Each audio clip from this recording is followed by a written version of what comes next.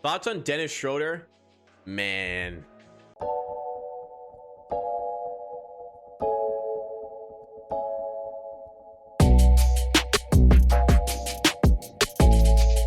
He turned down. So Dennis Schroder, if you don't know, got offered 4 years, $84 million by the Lakers at the start of the season. That just happened. He said no. He wanted to bet on himself. I think we'll save the Aaron Baines one for next time because we're a little bit like over the schedule here. And there's a couple more things I want to talk about. It's 5 minutes. Okay, maybe next time. Anyways, I felt like 84 over 4 years. Holy fuck. Dennis Schroder just got an overpaid offer and said no. And I'm like, hey, I don't know how good he thinks he's going to play this season to make more than that. But he said no. He played out the season. He bet on himself. Season happens. Dennis Schroder wasn't playing spectacular. He was playing fine. He gets COVID. Comes back. Not himself. Doesn't play well. And then he goes into the playoffs and absolutely stinks up the joint. Awful playoff performances. Right? And the awful playoff performances just on everybody's minds. They knocked out first round. There's one game where he had like 0 points, I think. And nobody wants him anymore. He gets a mid-level exception or equal to the mid-level exception from the fucking Celtics. This reminds me of Nerlens Noel when he played. So he played his first 3 years the NBA with the Sixers. I believe it was the first 3 years. His fourth season gets traded to the Dallas Mavericks, or maybe 2 years in gets traded to Dallas Mavericks. Whatever. Has a solid year. Dallas offers him at the end of his rookie contract. Dallas offers him 4 years, $70 million. 4 years, $70 million for Nerlens Noel, who truly has never displayed anything spectacular in his NBA career at this point. He says no. He goes, no, I'm betting on myself. And he signs a 1-year deal for the minimum, somewhere near the minimum, with the Dallas Mavericks to prove himself. Nerlens Noel gets injured and doesn't play very well when he's not injured. So he threw away 4 years, $70 million, and he has no interest in the free agent market. So Oklahoma offer him, I believe it was the minimum, and he had to take it because he had no offers. I believe it was the minimum. The minimum went from 4 years, $70 million to, I believe it was like a $7 million contract over 1 year with the Mavs. Then he gets the minimum with OKC, plays the whole year, wasn't great. So he signs another minimum contract with the Oklahoma City Thunder for 1 year again. So he's gone from locked in 4 years, $70 million to 2 years the minimum plus like a mediocre year with Dallas. Then he goes to the Knicks. That's the season we just saw. I believe he was making close to the minimum. Has a good year. He gets paid. He just got paid 3 years, $31 million. So 3 years, he's making $10 million a year. After those 3 years, after those entire, let's say at the end of this 3 year span where he's making $30 million, let's add in the 4 years that he could have been making $70 million.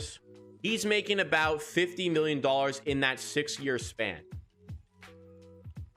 He could have had 4 years, $70 million. So moral of the story is bet on yourself, Fred VanVleet style.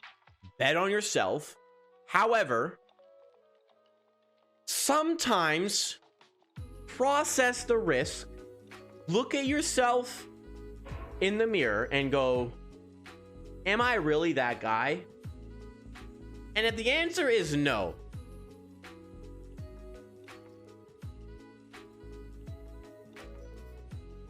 you know, $70 million is a lot of money. $70 million is a lot of money. $84 million is a lot of money. It's $80 million. Imagine losing that much purely because of your own arrogance. So what he's got to do, Schroeder's in a good situation. He's got Brown and Tatum. He can have a good year. Dennis Schroder is never getting offered $80 million again. At best, Dennis Schroder gets what? 4 years, 65 million if he has a good year this year? At best, right? At best, Dennis Schroder gets 4 years, $65 million this year. I can't conceive a reality where he's getting anything else other than that. So I don't know if it's the agent. I don't know if it's the player. Somebody has to get, like, the agent's got to get fired. The agent's got to get fired over that. Like, for real. The agent has to take some blame. Like if you're an agent, you got to go, Dennis, man, that's a lot of money. Don't haggle over $10 to $30 million. I agree. 30 million is a bit different. But, like, realistically, Dennis Schroder could have had the season of his goddamn life this past year. What was the most amount of money Dennis Schroder was going to be offered? Is he better than Fred VanVleet? No! Fred VanVleet just signed a very good precedent for that level of point guard. 4 years, $85 million. Dennis Schroder got offered $1 million less over 4 years. Peanuts to an NBA player. Where did he think the money was going to come from? Where did he expect to find like an extra 10 million? What was the absolute most Dennis Schroder would have signed for? I think top tier, like, agent is the best fucking agent in the world. He's got Mino Raiola as his agent. Best agent in the world. Dennis Schroder's making 4 years, $90 million. At absolute best. But I couldn't even believe he got offered 4 years, $84 million. And he said no. He said no. Dennis, why did you do this, man? And now he's on this Nerlens Noel style bet on yourself situation where he's making like equivalent to mid-level exception. He's got to prove himself. And there's a market for point guards like him, but there wasn't this summer. A lot of point guards were available. They didn't want to pay him.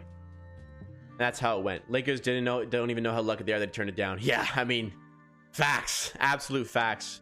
What would a Tatum trade look like? Oh my goodness, he's so untradeable, so untradeable. Scotty Barnes player comparison so far. Vivek, what's going on?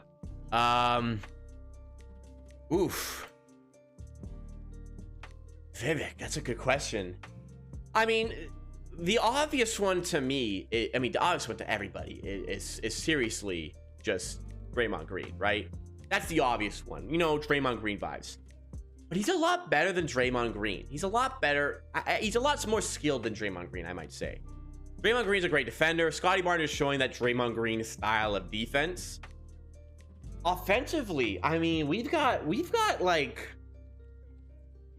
I mean, my comparison for real is like Walmart Magic Johnson, because, you know, he's not Magic Johnson. He's like, no, he's not Magic Johnson, but he's that build. He's like the small forward, power forward build mixed with that, like, that gliding type of, the way he kind of maneuvers himself down court. He really glides down the court, sort of the way MJ did.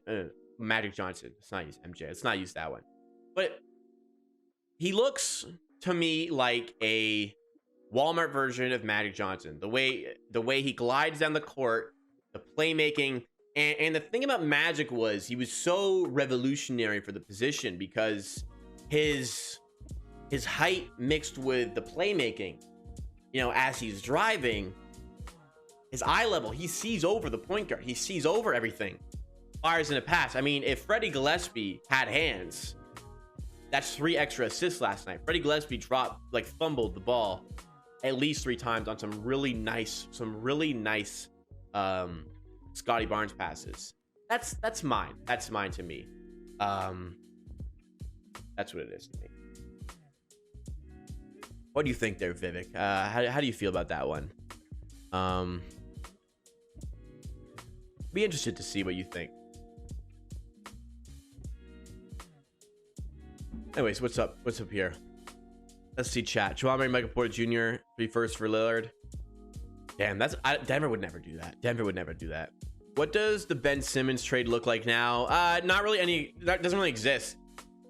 we've got Scotty Barnes. I can't really see us being aggressive for Ben Simmons at this point. Also, the way Daryl Morey kind of valued him, I don't really see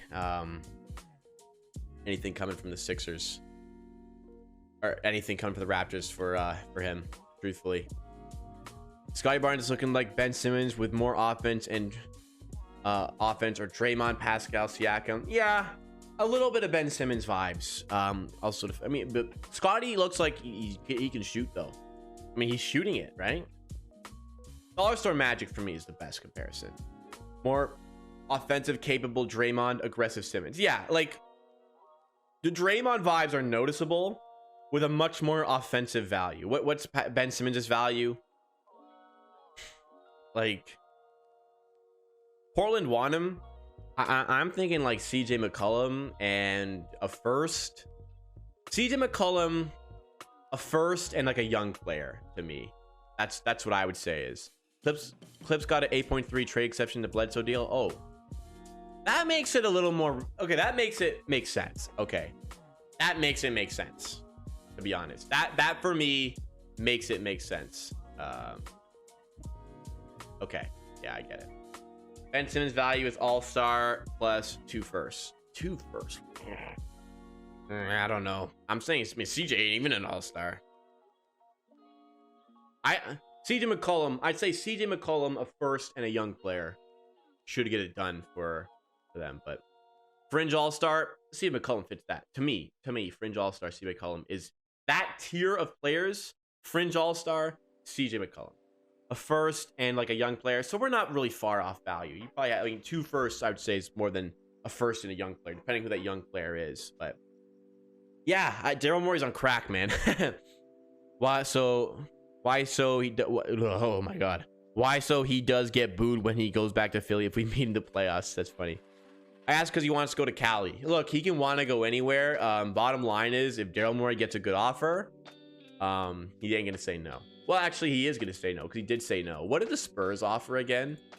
The Spurs offered something absolutely ridiculous, and Daryl Morey said no. I forget what it was. It was on like draft night. It broke. Oh, what was it? Hang on, I'm trying to find it. Spurs, Spurs and Philly young core players much more. God damn, there was a trade. The Spurs offered something really good for Ben Simmons, and they said no. What is it? I can't find it. Anyways, I swear they offered something ridiculous, and Daryl Morey said no. I actually feel bad for Simmons. He's in a horrible system for his skill set, and B's a horrible fit next to Simmons. Oh yeah, big time. But blame it on the Sixers front office for not putting together the team. Actually, you know what? No, I'm going to blame Simmons here. And the reason is, I felt like in previous years, that reigned true. But this year, Daryl Morey did a really good job of putting actual shooters around Ben Simmons. And we saw in the playoffs, this guy clearly did not want to be there.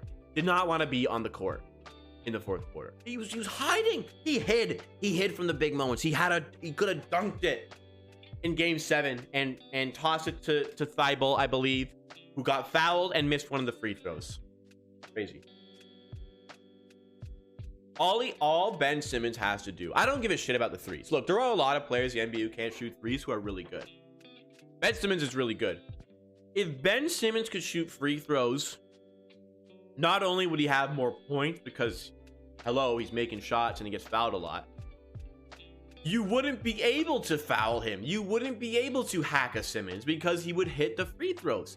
All he has to do is every single day, wake up, get in the gym, shoot 500 free throws. Get your free throw percentage to 66% plus, and that will just completely unlock other aspects of his game. But you cannot be an all-star point guard who hides in the big moments. Okay.